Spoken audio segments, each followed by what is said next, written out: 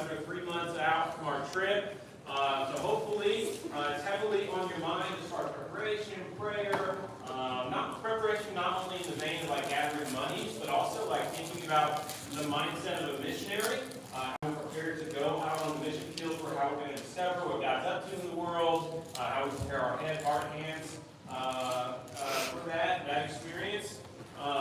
And we're really, really excited to continue to partner with an organization we love here at Gateway called Casas por Cristo. And so since last we met, we've learned who our missionary is going to be. It was awesome. We'll get to meet him today virtually.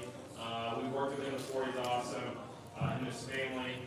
We've learned where we're staying in Juarez during the trip, so we get a glimpse of that facility. We've met our families we're going to be building for, so we'll get to meet them today virtually. Like, it won't be here, and we won't be able to talk to them. It's not just Zoom, it's a video. But we'll get to meet them that way, which is pretty exciting. Puts boots on the ground as far as like, hey, this isn't just like an idea anymore. Now there's a family that we're actually raising all these funds and preparing all this stuff to go and build them a house. This is them.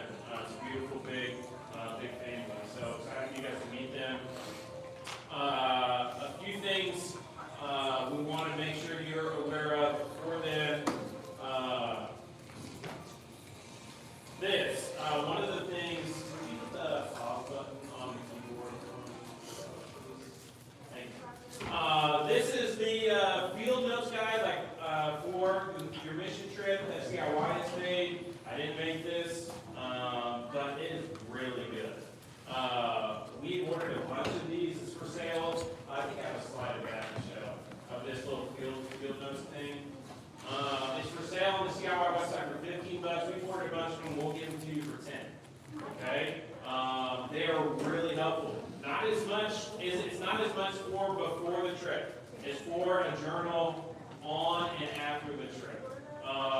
Some of you like to keep a journal otherwise, and so this is a good thing that will prompt some of those journal conversations. Those who don't like to keep a journal otherwise, you can just write right in here. I really like, as a youth pastor, as someone who's been asked to lead the trip, this is highly recommended for elevating your experience and keeping your perspective on the right thing during and after the trip. Okay, so get one of these. We ordered 10. We ordered 10. We ordered 10, so the first 10 of y'all to ask for one will be in by Wednesday. You can pick them up in youth group. You can get them from us after that. You can get them from here, okay? But for real, I really highly recommend everyone, especially students, but really, like you can see, I have one adult student who benefit from this. CRS has done a really good job with mission trip material. Okay, so that's one thing I want you to know. We've also, Michelle's worked really hard to create a communication channel for us on Slack. That webpage slide. Oh, that's okay. You're good. That Slack channel is set up already. It's called All 2026 Juarez Team. Michelle, Allie, and myself, and Elena, and Stu, Rob, Chris, Isaiah Elbet's in there. If you're not in there yet, make sure you talk to Miss Michelle today so that we can get you in there. We're going to use that before the trip as much as we can to communicate, whatever we need to communicate. But certainly on the trip, whenever we have signal and all that kind of stuff, we'll use it. Parents, we encourage you to actually join it too, because you'll get to that way see some communication threads that are happening real time. Be able to pray with us. It went out in an email a few weeks ago. The email would have gone to whoever signed you up, the contact listed on the sign up. So most likely it was a parent that it went to. I will send it out again, but until we get this going, it's going to keep going to whoever the contact is for the sign up. So whoever signed you up should have gotten an email, and then you can just copy that link and sign everybody up that's going in your group. I mean, you have several people. Okay. So this is going to be really important. It's kind of thing that happens between leaders or whatever, or between a team on any trip. Whenever one leader knows information and another person is like, where'd you get that information? And that person says, it's in the group. group chat. And everyone's like, what group chat? Don't be that person, okay? Join the group chat so you know what's going on and you never have to say what group chat. Because that is a primary feed that we're going to use. Now, if you're one of our younger high schoolers, you don't have a phone yet, or your family just encouraged you not to bring your phone or whatever, we'll just need to make sure that you know what's going on. And we will know what you need to know. Well, then it says like, ask you for a team name or something, no? Let me see. Well, now I got all, now okay, if I sign in, and do this, it'll ask me for my name, and I'll put my name, get started, and then I'll put in my names. And then I'll say team name, and it won't let me, Was this following the link from the email? I Shall I say? downloaded the app. So Oh, maybe that was it. So you want to, I think you'll have to I'm access. getting ready to send it right now, so. Michelle's getting ready to send a new link. Okay. I think you'll have to access it, and it'll take you back to the app, but the Okay. link will open up that workspace. I think there's a Slack called like workspaces. Okay, thanks, sorry. Yeah, no apology. Let's get that figured out. Okay, let's talk about money stuff for a minute. I just emailed it, so. Thanks, Michelle. So Michelle just re-emailed the link to the Slack channel, so check your emails for that. Remember, it'll go to the email that you're signed up through on Planning Center.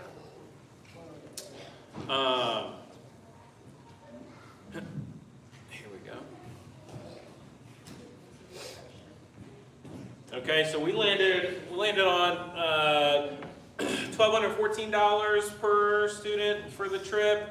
And so hopefully you are well on your way to raising funds for that using the missionary letter stuff that we sent out or different means that you've procured. I want to remind you there are lots of different ways to raise funds for a high schooler that wants to go on an international mission trip, especially in a church like ours. Springtime is here. A lot of this is like prime time to get into some of our older saints' yards and help them, and they will actually love to give you money to go to Juarez to build a house in Jesus' name for a family. So going and straightening up their yard, all that kind of stuff. If you need help making some of those connections, talk to me, talk to Michelle. We can connect you to the Bill of Regrets and what have you of our congregation that would love to support you and give you work to do and give you money. Sometimes, through the generosity of the saints, they're like, I don't have any work for you, but here's $500. Just because they love Jesus and they want to send you, okay? But making those connections is how that kind of gets going. Yes? The total ended up being 1101. 1101. Thank you, Michelle. So it ended up being 1101, which is reflected on your account on Planning Center. So all of your balances should be able to be seen in your Planning Center account, up to date, based on the payments you've made so far. So like a lot of you, if you've only made your $50 deposit, then it'll show, 1051 or whatever, whatever that is, 1059, whatever it would be, okay? Based on where we were at. And so if you made other payments, that should be reflected there too. Some of you, as you do those things for different neighbors or church members, they're going to give you cash.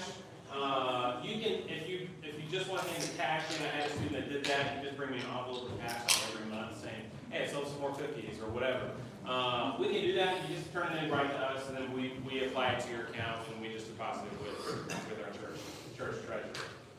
So cash is possible if you want to work it that way. Okay. We did have an incredibly successful envelope challenge in January. Kendra and the team worked really, really hard to get that wall up. Hopefully you saw that. Some of you helped us by standing near it. You saw some of the pictures, different things that were going on there. Raised around $5,000. It amounted to, and that's all the generosity of our church family, by the way, which is amazing. So it amounted to, for those of you that opted in, so that last email RSVPing to this meeting, we gave you basically a chance to opt into the envelope challenge money, basically to say, yeah, it would be helpful to our student or to us to have that. Others of you, we gave you the chance just because we know not everyone needs it, to say, hey, no, let that money go go to someone else, we don't really need it. And those of you that did that, thank you, that does help the ones that especially, like I would have been when I was a kid. I would have needed that. And so, thank you for that. Amounted to $380 a person. $380 a person from Jesus. Like, that's incredible, right? What a good gift. What a good gift. Like, if you're wondering, like, hey, does God really want me to go on this trip? Like, $380, here you go. Yes, I want you to go on this trip. You didn't have to work for it at all. Here's $380. Okay, so that's really cool. So if you've only made your deposit, you're at least $380 in. If you have questions or a need for ideas around fundraising, talk to me. We've been doing student mission trips for years now. Lots and lots of ideas, lots and lots of ways these last 3 months to raise the funds you need, okay? Don't get to June 7th and be like, I don't have the money, I don't know what to do, Jeremiah, I guess I can't go. Because I'll look at you and say, no, you're definitely going, and we'll figure the money stuff out, even if we have to figure it out afterwards, because one thing, your plane tickets are already bought by that time, so you're going with us. But work between now and June, do the work of an evangelist and a missionary, raise that money. God will open that door really wide for you. Any questions about money stuff? Parents, students, anything? Oh yeah, it senses movement, it just tracks with it. Maybe, It's stuck over maybe here. now, because if I'm not moving a lot, it's gonna go the one that's the most animated chewer, maybe. Any questions about money stuff? That's pretty cool. That's good news. $300. Pretty great. Pretty great. Okay? Tell it to stop.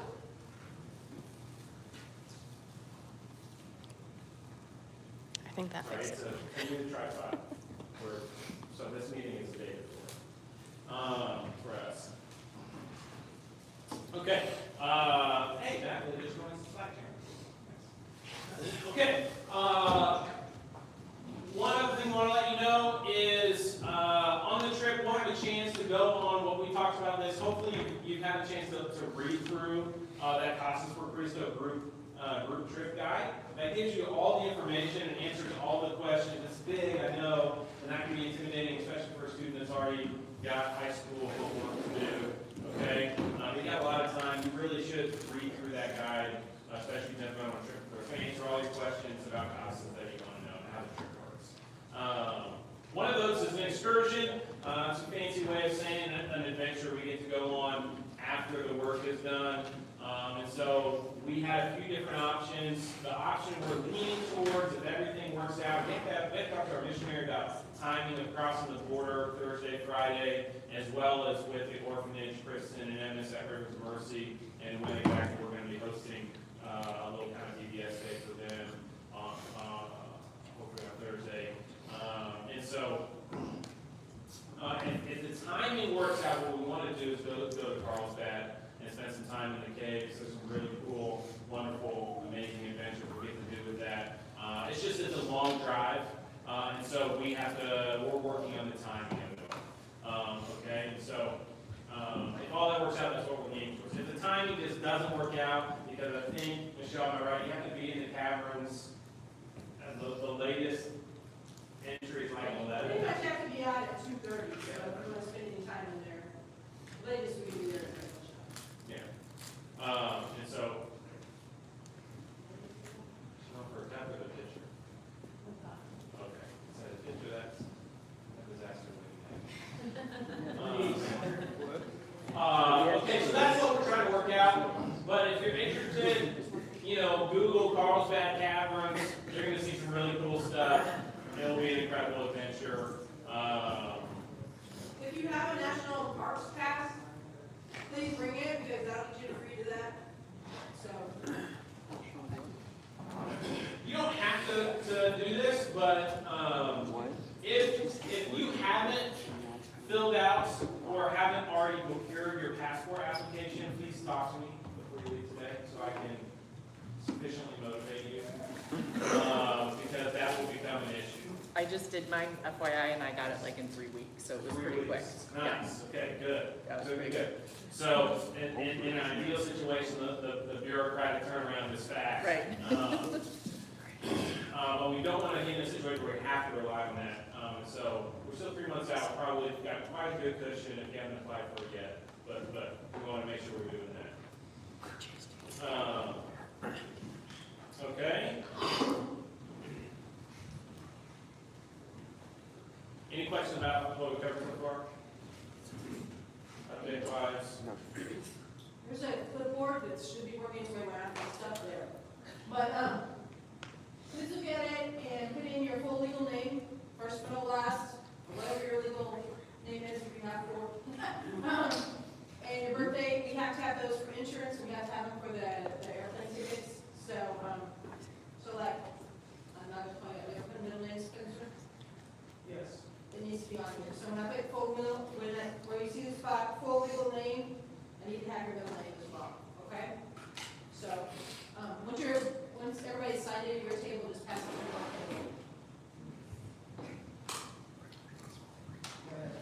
Okay? Yeah, so last things are really, really important.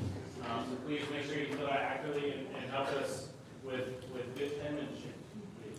Good penmanship. You're gonna call. You get a call. A pleasant call. With a call nonetheless. Okay? All right.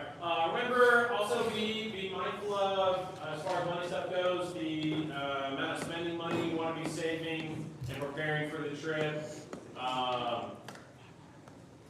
We estimated around $250 would be useful when thinking about the supplies you need to buy if you're starting from ground zero, the supplies you need to buy before the trip. A lot of you won't start from ground zero, parents' absence to a degree, or whatever. And then spending money on the trip itself. So there's a few meals that are not covered by the meal plan, like lunch on Friday.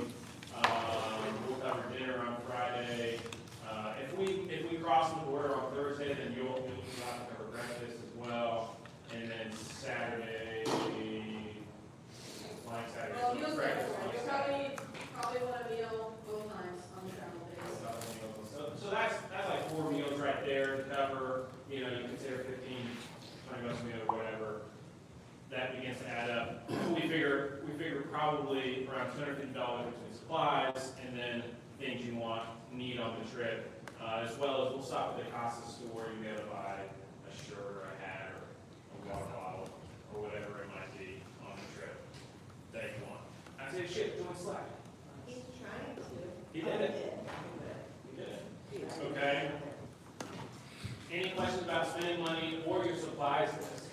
That's also very detailed in that group trip guide, if you don't know. But you want that stuff. I have an Amazon shopping list for this trip specifically. If you want that link before you go, please let me know. I can show you. I just put on there things that were pretty economic as far as expense goes. And so you don't have to buy the things off that list, but that list gives you a base of like, oh, I need a pair of boots. I need a hammer, Okay. When I was cleaning the storage room, I found quite a few things that you guys need. There's a ton of construction pencils, there's a bunch of safety glasses, there's a few hammers. At the end of the meeting, I'll pull it out. First come, first served. I'm gonna play construction pencils and safety glasses for everybody to grab on. Amen. The Lord provides from the depths of the student ministry storage room. Okay? Any questions about supplies you need for the trip? Anyone? There is a list. There's a list. That last, right? Yeah, I think I sent the link to the Amazon list last time, but then also that group trip guide has a generic list on it. I think you need. This one is like, I think I've got some work boots on here, some 3M respirator things, which you really only need if you're going to do the installation work unless the desk is. Utility knife, tape measure, water bottle, all that kind of stuff. I think I have this Spanish phrase book in here as well, but like you don't have to have that. Yeah, they do. Casas asks you to have your own utility knife, your own hammer, your own tool belt, your own set of work work glasses, safety glasses, your own tape measure, your own water bottle, water bottle. I have flashlight on here. I don't think they require you to have a flashlight. It just can be useful. They don't require you to have knee pads either, which is experience on the trip tells me. It's nice to have them actually. You spend a lot of time on your knees, on hard surfaces. I have earplugs in here. Those aren't required, but like, there'll be operating power, so some power tools on the side, as well as some of you the hammers might get to you. Some of you might just like earplugs on the airplane, that kind of stuff. Chapstick isn't required, but highly recommended. So that's on this list on Amazon, all that kind of stuff. I have two different tool belts on here. One of them is just kind of a nail apron, which will work.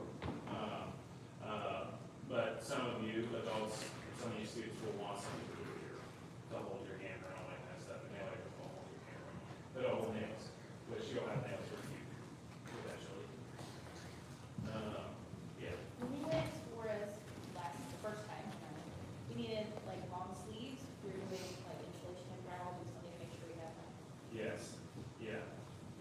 So make sure you have at least one long sleeve work shirt that you can wear, just in case you're on the installation team, or just doing something like putting the roof on. Sometimes you're leaning over and you're pulling the sheet metal over. You might want sleeves to cover up your skin, and I know it's hot. That's a good call. Good pairs of work jeans, no holes in them. I just use old jeans that are worn out. If they have holes in them, I have just duct taped the holes on both sides. Because you duct tape on one side and then it stays through like yours, and that's the worst. That hurts real bad. So you got to duct tape both sides. But it works, and I know how to buy new jeans that way. You guys can do whatever you want. But you need 2 or 3 good pairs of work jeans. If you want a pair for each day, then you'll need, probably want to consider 4 pairs of work jeans.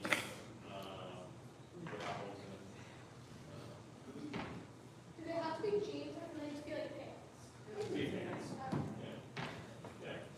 I prefer the lighter material cotton. Yeah, it's like a hiking pant would be great. Those are very lightweight, and you can even do the unzip thingy on the shorts, the hiking. You know what I'm talking about.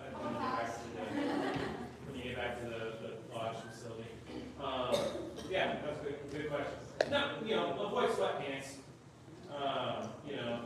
Like that kind of material. You don't want to wear sweatpants on your work site, but like a hiking pants.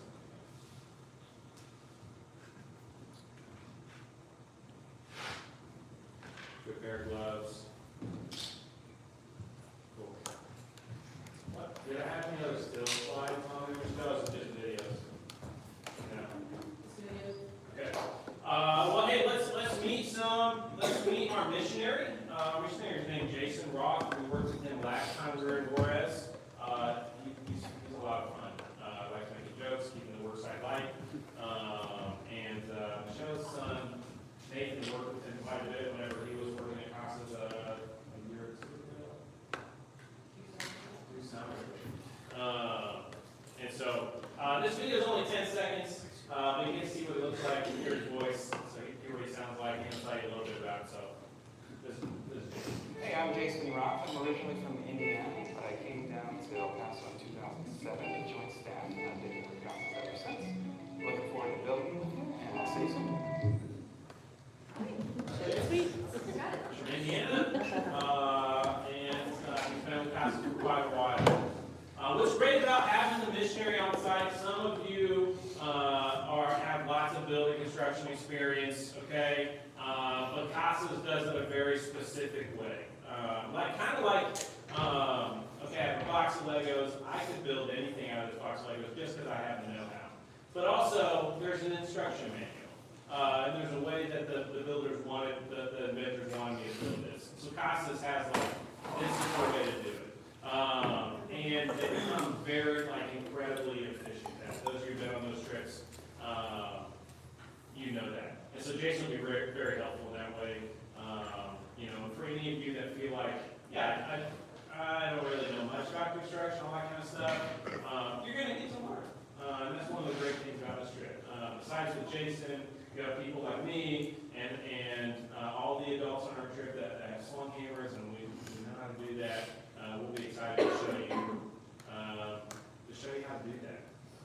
Sorry, random thought came in my head and I impulsively shot my hand up. Tools, Yeah, tools. they're heavy, They're heavy. they're flying. We're flying. How is that working? Are we putting those in? So they have to go in your check bag. So tools have to go in your check bag. I think the heaviest tool you should have is a hammer. You know, Your boots could be heavy. your boots could be heavy. So yeah, I mean, I think it's like 50 pounds before you have to pay extra. Okay. So yeah, the goal is still be to get your check bag 50 pounds or less than 50 pounds. So yeah, it's doable. I mean, if you want to make it, take it back. Yeah. Yeah, but they'll have to be in the check bag. I think we had one student last time. What did it say his name? Everybody put some tools in their check bag. Got pulled aside, it was okay, but, I don't know, how do we even get through all the tools anyway, I'm wondering. well, anything that's checked underneath the plan is inaccessible to you, so all kinds of things get transferred underneath the plan. Who knows? All kinds of things. Other questions? That's good. Okay. So we also learned where we're lodging. Last time we were in Warren, we stayed at a place called The Shock, a lot like a camp meeting facility, like your Eastern Christian camps like High Hill. But this one's quite a bit different, more like the first place we stayed at, when the first time we went to Warren. So this video is a little bit longer. But pay attention, it'll show you a lot about the facility, it'll give you a bird's eye view, and then the inside, I'll get out of the way so you can see it.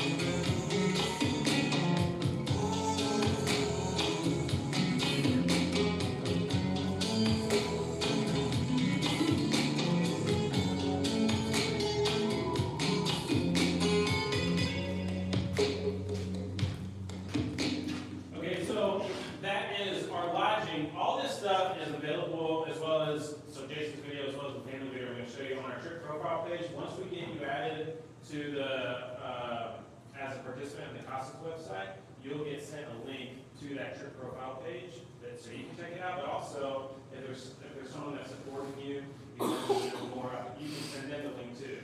So if you got a grandparent that gave you a bunch of money, or just praying for you, and you want them to know more about your trip, you can send the link to the profile page, it'll show the family, the place we're staying.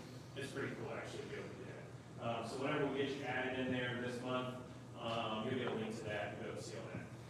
So that's the lodge. From what I believe, they're adding, there will be bumps in some of those empty rooms. The information that I was able to get is there will be 24 beds available.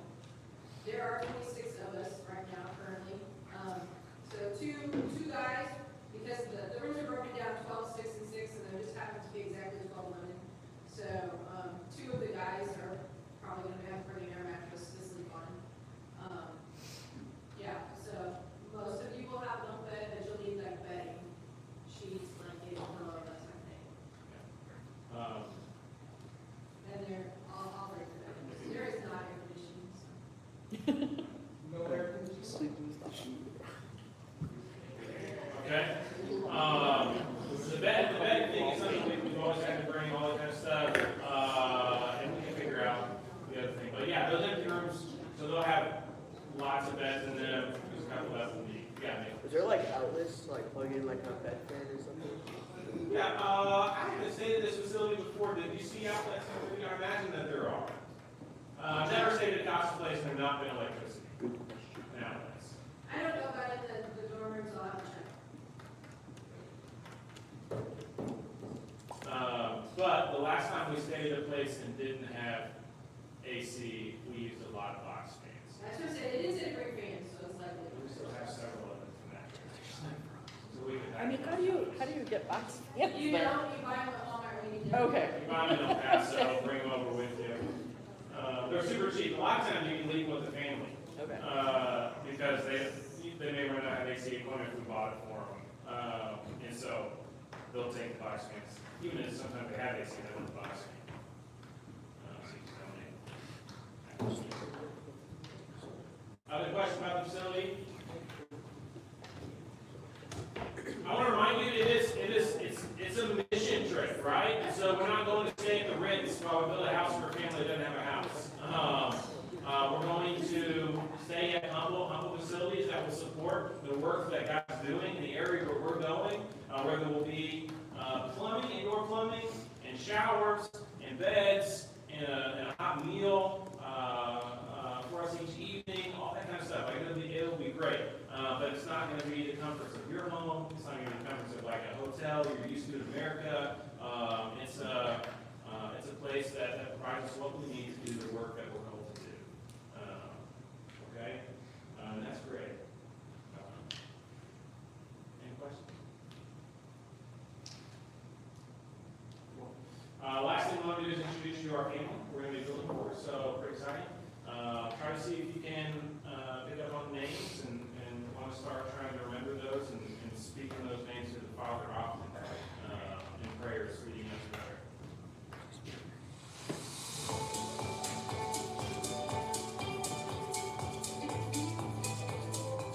Hey guys, it's Paul Cordes with Casas por Cristo. I'm here in Juarez with the Juan David Vasquez family. Thank you for coming to serve with us. Let's go see who you're going to be building for.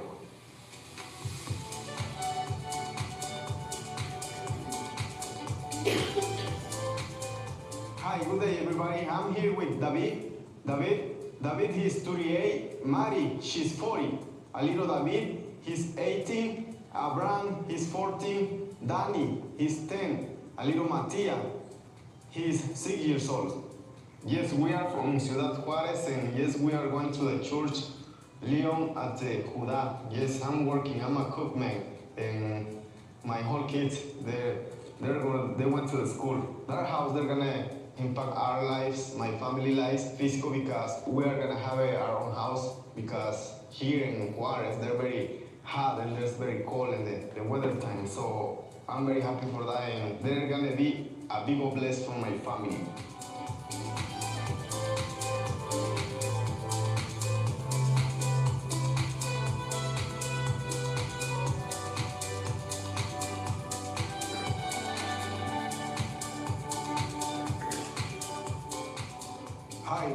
is Juan Vasquez Reyes.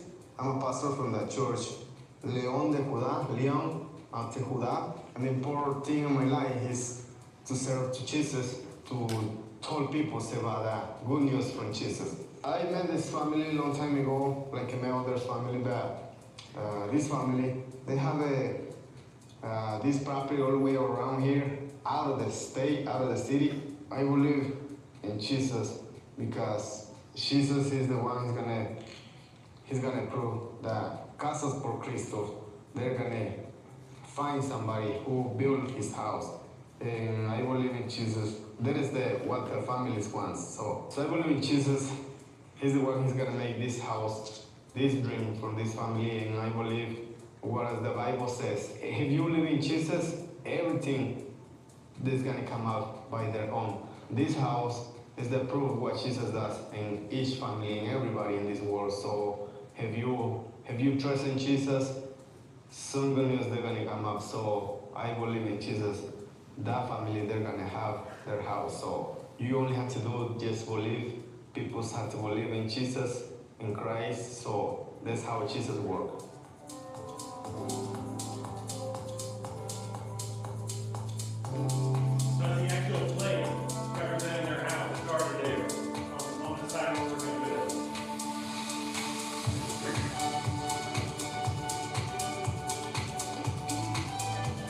And that plate, we need to bring home with us. So those three plates over there on that board represent the three plates that high schoolers from Gateway have built, houses that high schoolers from Gateway built over the last, 2019 was the first trip, 7 years, 8 years. And that plate that we're gonna get at the end of the build, is already on the site, where we'll give the house home to a family. Beautiful, beautiful family, the Vasquez family. And so, anyone pick up on any names? I know it can be hard to understand. David and Danny. Yes. The dad named Juan David, and then Danny, yeah. The youngest one. Danny, he was 10, and then there was a young one that wasn't in the video. That's That was good. referenced. Yeah, so that's 2. Anyone pick up on the mom's name? Mary? Someone say Mary? Yeah, Maria, yeah, that's right on, that's right on. So mom and dad are 39 and 42, and we'll pick up on the dad's occupation. He's a cook. Yeah, he's a cook. Mom stays at home. You want to pick up on the other 2 sons' names over there? So we got Danny, the youngest one that wasn't in the video, Matthias. He's 6. They got kids from 6 to 17. And there are 2 older dudes standing there. I think the 18-year-old was I think the 18 was not. The 18-year-old. 18? The 18 one there, the 6 was there. Yeah, 6 was. Can we watch it again now? So there's Abby, Amran, Daniel, and Matthias. Okay, and so that's the family. When you get a link to the trip profile page, you'll be able to see a picture, their names, their age, what the family does. Their weekly income is $2,500. And so that's the goal, the prayer request. That's a pastor working with them on their behalf. You heard them ask, you heard Casas ask on the screen, what made you choose them? What's beautiful about Casas is their process in understanding missiology in the world. In other words, God's activity in the world is that He's already moving. We just need to join Him in that movement. So we don't bring the hope of Jesus from one place to another place, from where the hope of Jesus was to the place where the hope of Jesus wasn't. The hope of Jesus is in the whole world because Jesus is in the whole world and God's active everywhere. So instead, we get to discover what is the hope of Jesus already up to in the community. The way they do that is they go and they talk to the pastors that are already working there. And they say, which families, these are the criteria we're looking for, which family needs it. And then they trust the pastors and shepherds of those communities to say, this is the family. And so that's what we got to learn from, what was the pastor's name? You don't pick up? Huh? Was it? Was that a guess? Javier? Juan Vasquez, You were Rojas. Okay, he's been pastoring the Lion of Judah, Leon de Judah, for 9 years there in Juarez. Leon de Judah. Pretty cool. Any questions on all that? That's pretty exciting. That's pretty exciting. It's really not abstract. We're not going to do something abstract, and the mission of God is never abstract. It's always specific and particular, and for this, it's for a real family. It's for a real family. And that's like, we're going to build a house where we're hoping, beyond anything, that we're reaching this kingdom with the love of God, letting them feel his eternal arms, as we will. We'll get to on the trip as well. Okay, so when we get your info put in, based on your full names on this list, all that kind of stuff, you'll get a link to this page. You'll be able to see all this stuff, be able to share with your relatives and other supporters on the trip. Okay?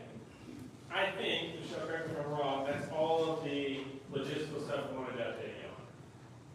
Any questions on logistics before we move to training material?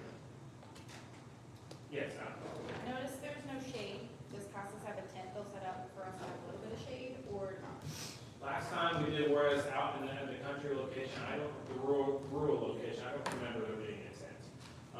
The family and some of the houses near it there were some spaces for sitting underneath their canopies or what have you. So like there was a way to find the shade. And so I don't remember Casa specifically setting up a tent. It's possible we can talk to Jason about like the possibility of that. But last time we were in a rural location building, we just kind of like had to find some shade and found it with the structures that were already there. So, that's a good question. Yeah, because there'll be times, especially if you're feeling a little bit heated, where you're like, we need to get you out from underneath the sun. Yes, I do suggest asking about a tent because you do have some redheads going. And my boys have gotten sunburned in February here in St. Louis.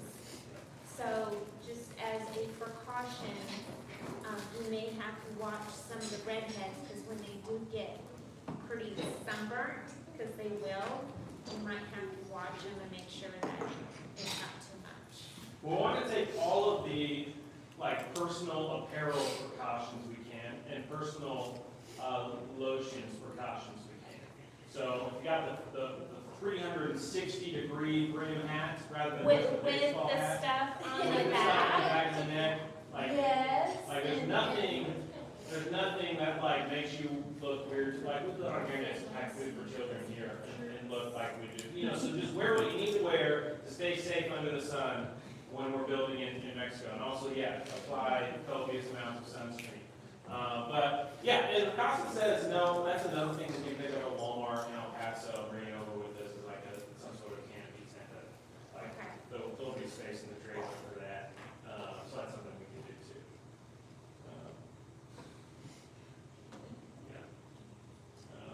We can definitely do that. That was a good question.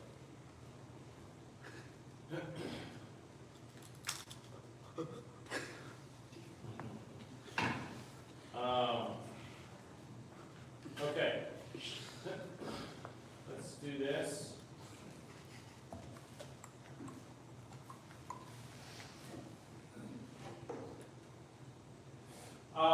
Is there, since last we met in, was it January?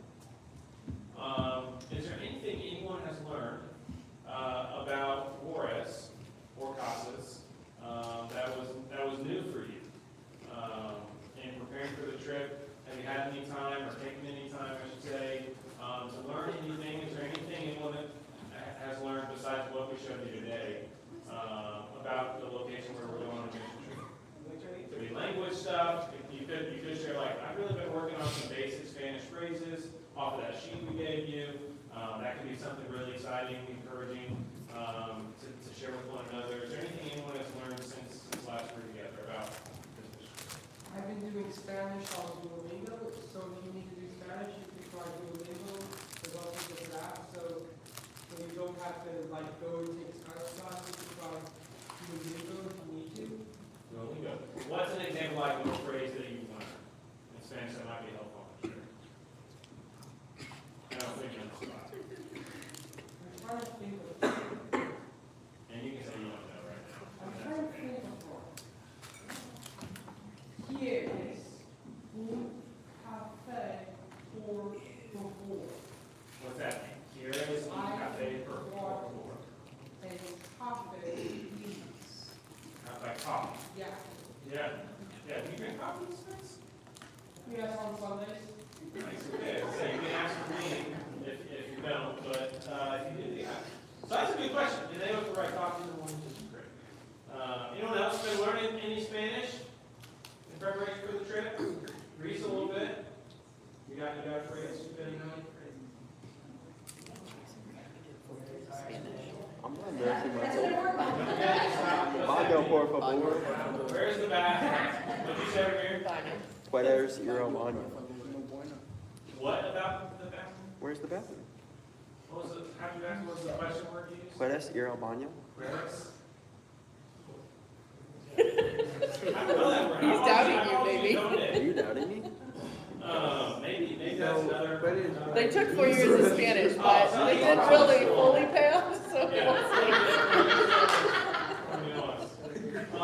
Anyone else? Spanish phrase you're learning, interesting facts you're learning about Juarez, about God's history of mission with Casas, anything? This isn't like a guilt-ridden question. This isn't like shame you say you didn't learn anything. It's just an opportunity to share some exciting things. Okay. Hey, try to learn some stuff. You know, get out your old Encyclopedia Britannica and look up Juarez.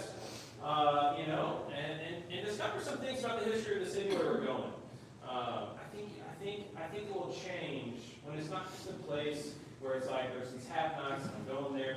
I'm going to this place because there's have-nots there, and I'm gonna have and I'm gonna bring them something. Instead, you look at like this is a beautiful city full of beautiful people. I want to learn about it. I want to learn. This city has something to give me from God. That changes the way you interact with God in the world. So find some things out. You know, learn something about the beautiful language that is Spanish. Take 4 years of Spanish. You know, I don't know. And you can't do that. Do Duolingo. Learn some things. Okay. All right. Let's watch this video. Today we're going to be talking about, so like last time, we learned about 2 principles for missions. One was church matters. You remember what that principle means? What's the essence of that principle? Underneath this, the heart. One principle we talked about was church matters. Church matters basically, you get to the point where it's like, hey, it's me and Jesus. Why do I really need the church? Like, especially like, I just go there and ask for my money, all this kind of stuff. Like, can I be a Christian without the church? No, I don't think we think that is true.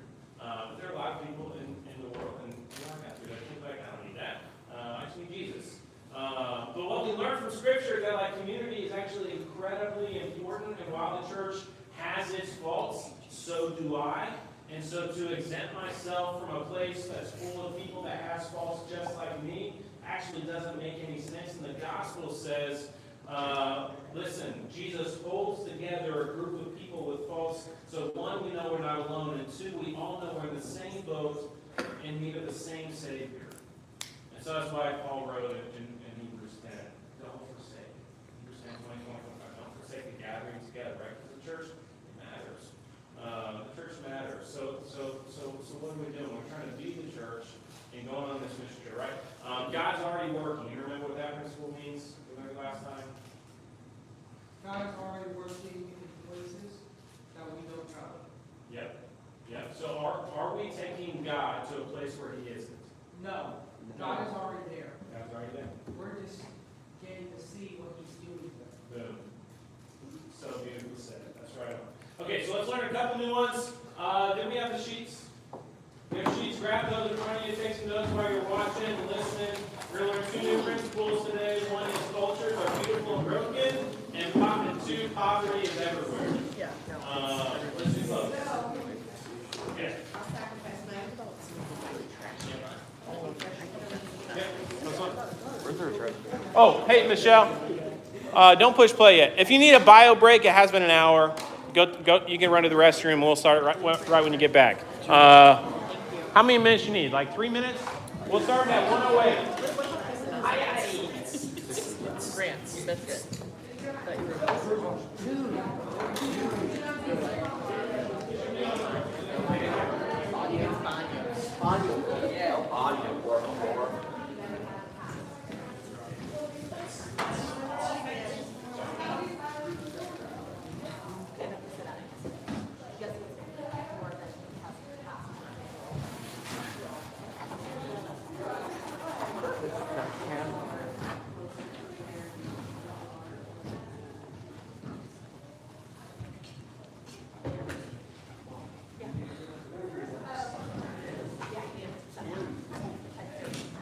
What else supplies we have?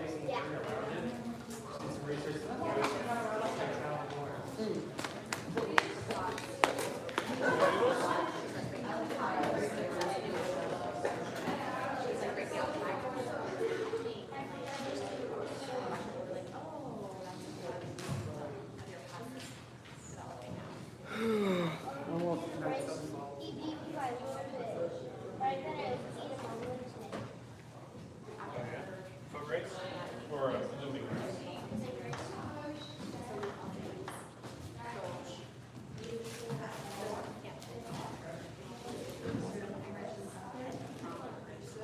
I like it.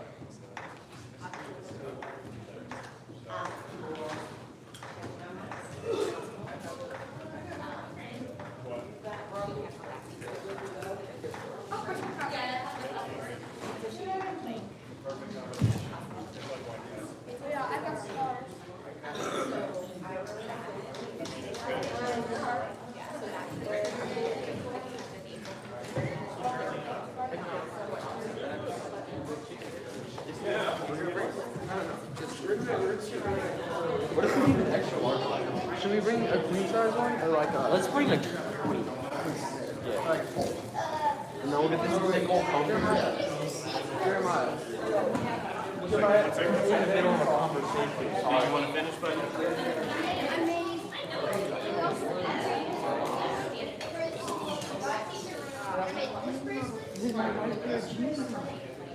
Those two or one? What do we got this time? What's up? Black and yellow. Is it just like one thing? We're really confused about this bedding system. Most of you will have beds. And probably a couple of adults. My question. No, but I volunteer. When we leave on Thursday, where we're staying the next place, do they have beds or no? No, Because that one, we're gonna have to bring air mattresses for, right? yeah, or one night sleeping on the floor. Typically, the church we stay at in the Warriors location, that one night we just sleep on the floor. But if you have I would rather do that than have to pack an air mattress for one night. right, yeah. So yeah, typically there won't be beds at the church we stay at. We're still in communication with the church in El Paso about securing, but there's a couple places Casas networks with. We stayed at a different church both times. I have a cot size here. Oh. It's easy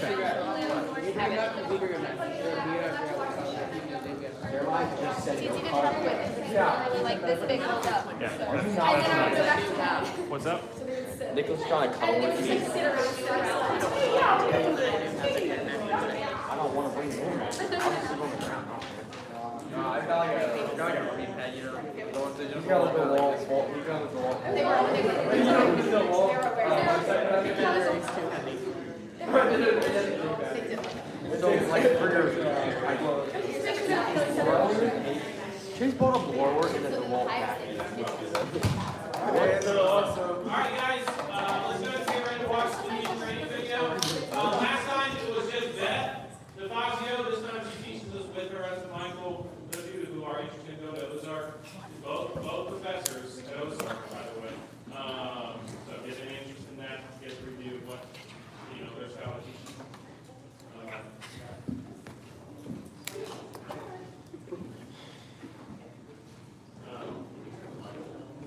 The first two principles focused on your heart.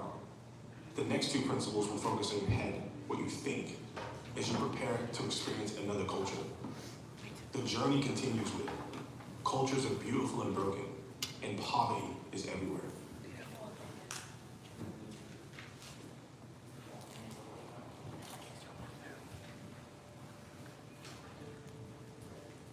Have you ever thought about how two things that seem to contradict one another can actually both be true?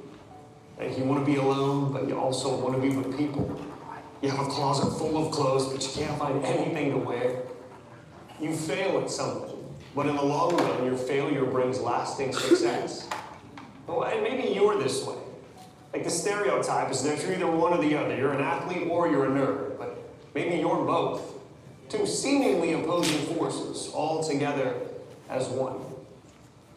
Imagine if this view was destroyed by a wildfire. It would be a stark contrast to the lush green forest we experienced on our way here, but it can't be like that. A part of the forest can be dead, and another part is beautiful, all at the same time. And this idea is true about cultures, too. Cultures are beautiful and broken. Every single one of them. You know, it can be tempting to think that some cultures are all beautiful and others are all broken. But the fact is, they're all both. They're beautiful in their customs, in the artistry, the language, the people. And they're also broken in their corruption, prejudice, and poverty. The good news is that Jesus has the power to restore beauty where it's been chipped away and tarnished over time. I mean, throughout the Gospels, we see him walking into lives and locations that were created by his powerful hand, but had become broken over time. But when he looks at them, he's not undone by the brokenness, because he can see the beauty that once was and will be again. One example of this is in the Gospel of John, chapter 11. When Jesus faces the death of his friend Lazarus and the grieving of Lazarus' sisters, Martha and Mary. Now from the start, Jesus knew he was going to raise Lazarus from the grave. And indeed, a bit later he did, which was amazing to say the least. A cause for intense celebration. But even still, when Jesus showed up and saw their sadness, he didn't just cry. He wept. Tears of sadness and tears of joy. Neither out of place, and without one canceling out the other.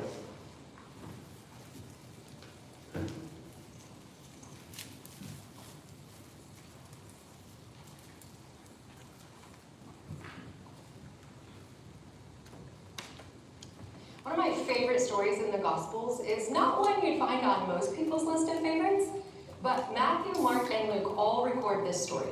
So I think even some of Jesus' earliest followers understood the significance. It's the story of the rich young ruler. In this man's interactions with Jesus, he asks him, "What do I need to do to inherit eternal life?" And Jesus responds, "You need to keep all of the commandments. Do not murder, do not lie, do not steal, do not commit adultery, honor your father and mother." And this man responds, "I've done all of that and more. So what else is on your list?" And Jesus says, "Go sell everything you have and give your money to the poor. Then come follow me." You know, what's interesting about this story is that we call it the rich young ruler, but really you have to read all three accounts in all three Gospels to get all of that information. Matthew reveals that he's young and wealthy. Mark just says that he's rich. Luke gives us the ruler insight. But you know what they all say? What they all agree on? Each writer says the same thing about this man's final response. he went away sad. He went away sad because he couldn't do it. He could not part with his wealth, even for Jesus. See, when we think about poverty, we typically think of financial poverty. People who live with a lack of physical things.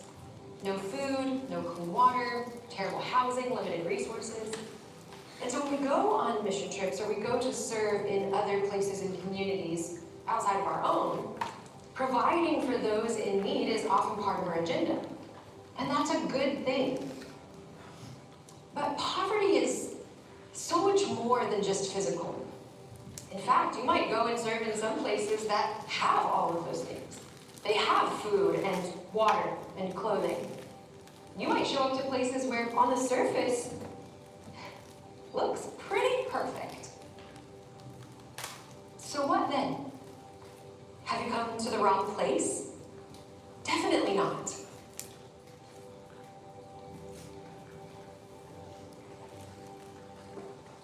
Because even when you can't see it, poverty is everywhere.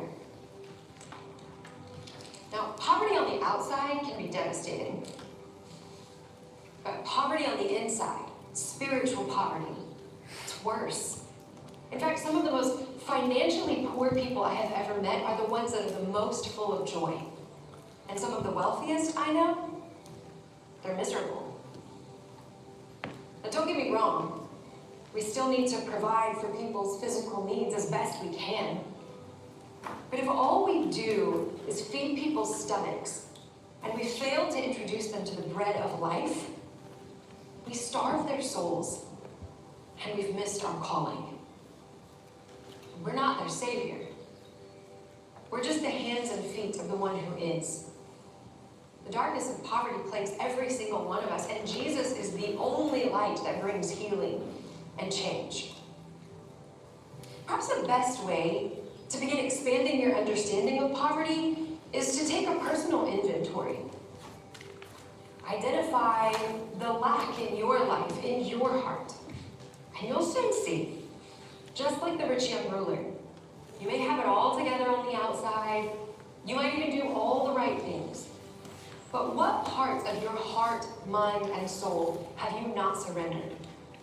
What needs to change so that you don't have to walk away sad? And once you've identified the poverty in your own life, also take time to examine the cultures around you. This might start in your own home, in your friend circle, even in your church. In what ways has brokenness weaved its way into your story, into theirs? And in what ways do you see the beautiful redemption of Christ, making all things new? And once you have taken the time to redefine your perspective on the people and the places that you know, and those that you're about to meet, it's time to get to work. Speaking of work, we got a decent bit to do. We better get going.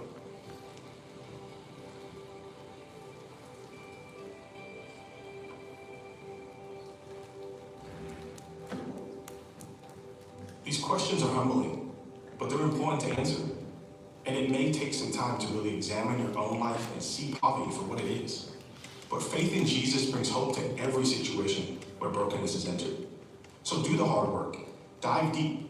When you interact with cultures close to home or far away, really take a moment to look around and to think. Because poverty is everywhere, and cultures are beautiful and broken. Okay. We're going to have small group conversations in just a second, so leaders make sure those Convos apps are ready. But I wanted to just ask you before we do, two mission principles mentioned underneath this idea of the heart. One is cultures are beautiful and broken. So pick up on what that one means. Raise your hand. You can share about it. What is, Michael talked about this one in particular. Cultures are beautiful and broken. What's that principle about?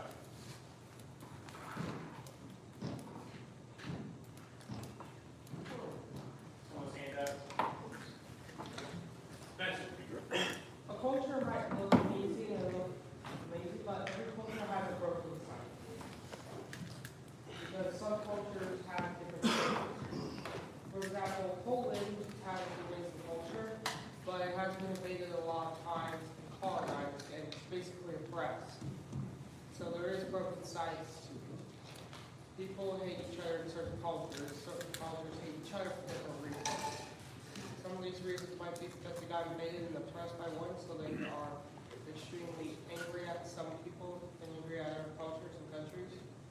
They are sometimes fearful for their safety. So I want to relate that to the mission of God, right? How does a belief that there's good and there's bad in every culture in the world change the way we participate in the mission of God in the world? That's what the principle is trying to get at, right? So we could go somewhere where they eat different kinds of things, and we could say that's really gross, or somewhere where their customs are just so different than ours that we can do nothing but balk at them. Over the course of Western history, there's been the temptation to use words like heathen and savage.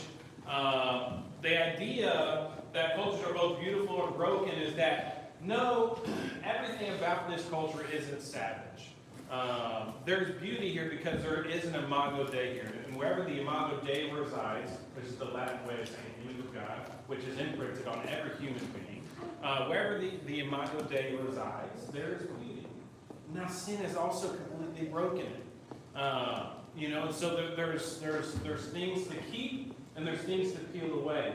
But in understanding that, there's the gospel in the middle of it. Because the gospel doesn't throw the baby out with the bathwater. But the gospel says, yeah, there's some things that sin has touched and broken. And those things need to be peeled away. To reveal, not to change, but to reveal what God intended to be there and was always there in the first place. So cultures are beautiful and broken. So wherever we go in the world, Boreas included, it's not a trash town full of trash people, like people believe about Nazareth, where Jesus was from. It's actually a beautiful community full of beautiful people. Pastor Carl and his family moved to Ferguson years ago, and something him and Carrie just said over and over again. When people said, "Why are you doing it?" He said, "It's a beautiful community full of beautiful people. That's why we're going there." I love that. I don't think I will ever let go of that. Because that's true about everywhere humans are. Poverty is everywhere is the other one. You want to pick up on that one? 5 principles getting that? You got to speak brave. I know it's close to lunch. You can sleep. I think it's interesting because poverty is everywhere in the sense that it's not just poverty. You can go to a specific area in the world and there's still this emptiness that then goes through all the names of God shapes. Fill it with whatever, everything. But there's still that universal.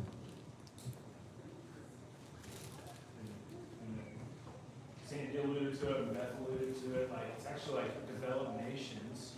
Ours is a case study in it, where depression statistics are way higher than in undeveloped nations and countries, where they're what we would call the have-nots. But for some reason, actually having everything creates spaces of depression, in ways that not having things doesn't, or only having what you need doesn't. It's interesting, right? Poverty is everywhere. It's not just where we're going, it's within us. It's about us. The gospel wants to touch it all. Okay, 1:23 now. Let's say at 1:50, so in 26 minutes, we'll end with a prayer. But for now, for the next 26 minutes, leaders fill out those combos apps, and it'll lead you through a really great conversation around these principles and helping us get our hearts ready for this mission trip. Mission trip, no space, no cats. Jeremiah, are you gonna keep that? Good question. We're just going to have small group conversations now, okay? So fill out those handouts that we gave, and we hope you can make it to the next meeting. Here's Grant.